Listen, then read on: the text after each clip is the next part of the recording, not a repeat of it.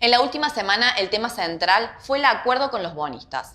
Y como ahora se viene la negociación con el FMI, creí importante analizar un poco más en profundidad mecanismos e historia de la deuda.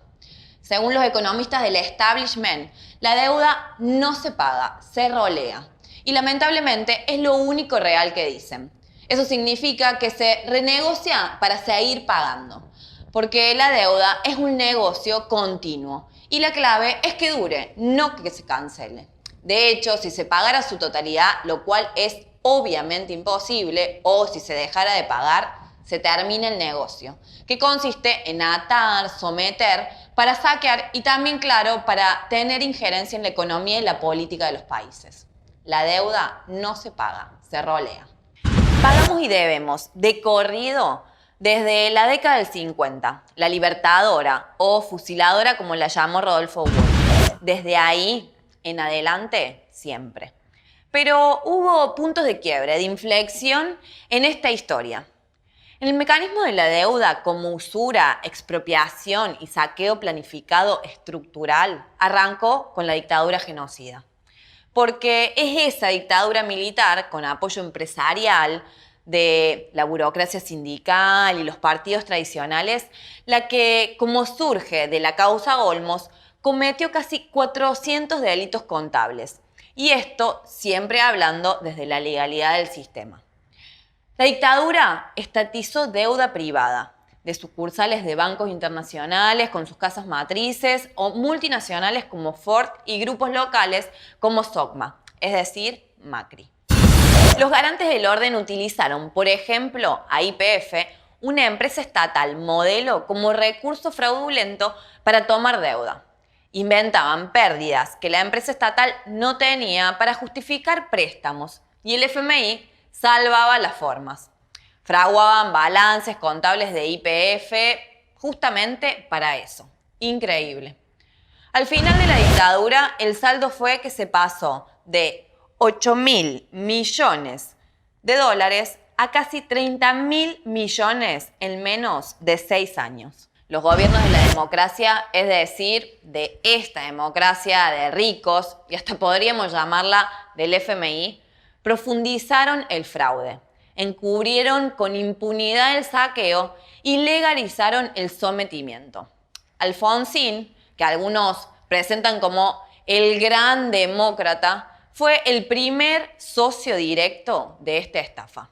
Aunque al asumir no encontró un solo asiento contable de la deuda, esto quiere decir que no había documento que probara que teníamos que pagar. ¿Saben lo que hizo el demócrata? Legalizó todo. Promovió una convocatoria internacional para que los que se consideraran acreedores del Estado argentino se presentaran, así como así, sin ningún papel. Lo de los radicales siempre fue igual. Chamullo socialdemócrata y política neoliberal. Con Alfonsín la deuda siguió creciendo y la injerencia política del FMI también. Ya lo de Menem fue un escándalo enorme. Multiplicó el saqueo y enajenó todas las empresas públicas, que se suponía tenía dos objetivos. Uno, que las privatizadas fueran eficientes como servicios privados gestionados por el mercado. Y dos, con todos los fondos de la venta de las empresas, desendeudar al país. Resumen, Menem pagó 116.000 millones de dólares. Después vino De la Rúa y el argentinazo, con Cavallo como ministro y otros personajes, y el radical con cara de yo no fui y asesino de diciembre de 2001, pagó 44.000 millones de dólares.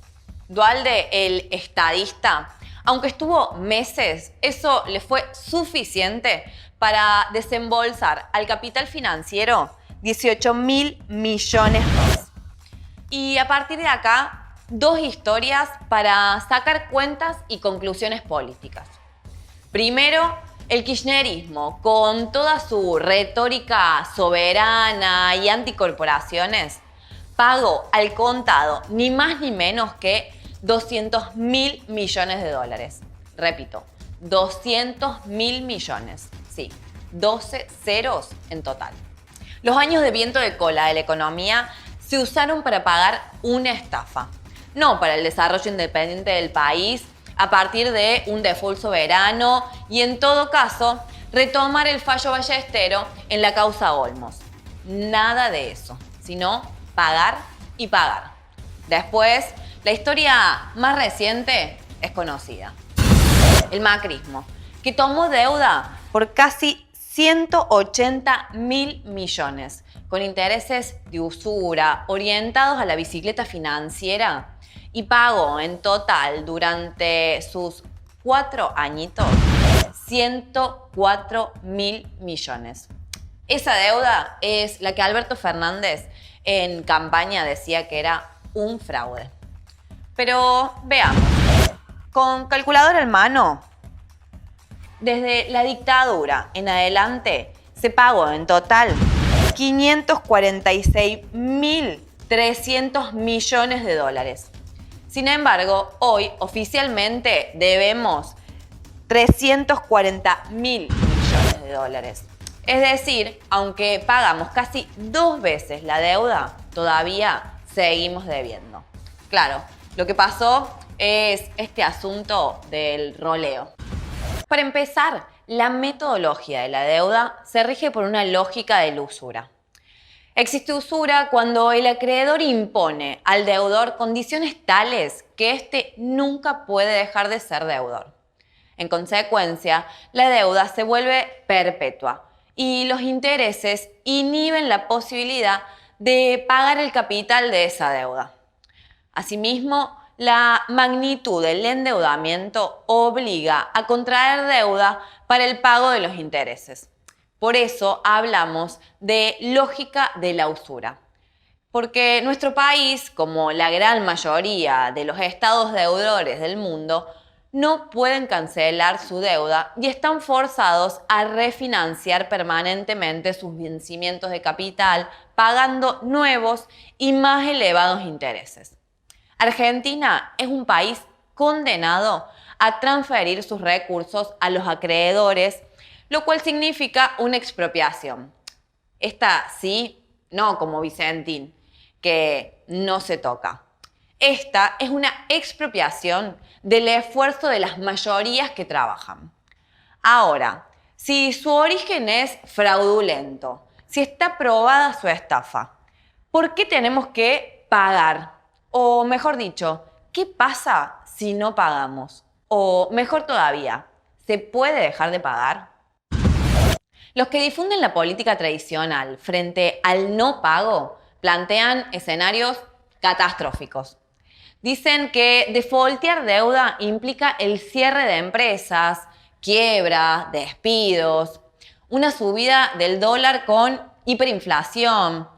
Dicen que se corta el financiamiento externo y el país no puede acceder a créditos, que no vamos a poder exportar y quiebra la economía. La realidad es que pagar nos lleva a la miseria, a desocupación de grandes franjas de la población, porque atarse a la deuda es atarse a los planes económicos de los sectores concentrados de la economía que piensan solo en maximizar sus ganancias. La realidad es que con los miles de millones de dólares que se van en fuga de capitales y pago de deuda externa, se pueden construir cientos de miles de viviendas, miles de escuelas, cientos de hospitales, y todo eso con un plan de obras controlado por el Estado y, por supuesto, al servicio del pueblo trabajador, generando trabajo y reactivación económica. Y ahora, con la pandemia que multiplicó las penurias para la gente, el rescate que necesitamos es ese, de la gente hundida, no de los banqueros. Cuando hablamos del no pago, aparecen sectores que dicen, bueno, va a haber aprietes, amenazas. Pero, ¿qué medidas tenemos que tomar para enfrentar esas amenazas o los aprietes? La verdad es que los bonistas y el FMI, los países e intereses que representan, tienen mucho más para perder que nosotros como pueblo. Si extorsionan o toman medidas, somos categóricos. Hay que expropiar a los bancos, hay que estatizar todo el sistema financiero. Y así nos sale $1 del país. Y otra vez, rescatamos a la gente. Y además, para asegurar divisas, los insumos que necesitamos contra el escenario de catástrofe que nos proponen estos sectores, hay que estatizar el comercio exterior y asegurar ese resorte para el interés público, social, no para las corporaciones de la soja, el agronegocio y los fugadores cereales. No necesitamos ningún préstamo, necesitamos soberanía, independencia, y eso se puede hacer con 2 condiciones: voluntad política, coraje, para romper con el FMI, el capital financiero y los miserables locales. Y segundo, empoderar en serio al pueblo, a la clase obrera, a la juventud. Hay que informar, activar, movilizar. Con ese punto de apoyo no hay bonista ni G7 que pueda. Nosotras, nosotros tenemos ese planteo político: ser soberanos, ser independientes. Y hoy es urgente, en defensa propia.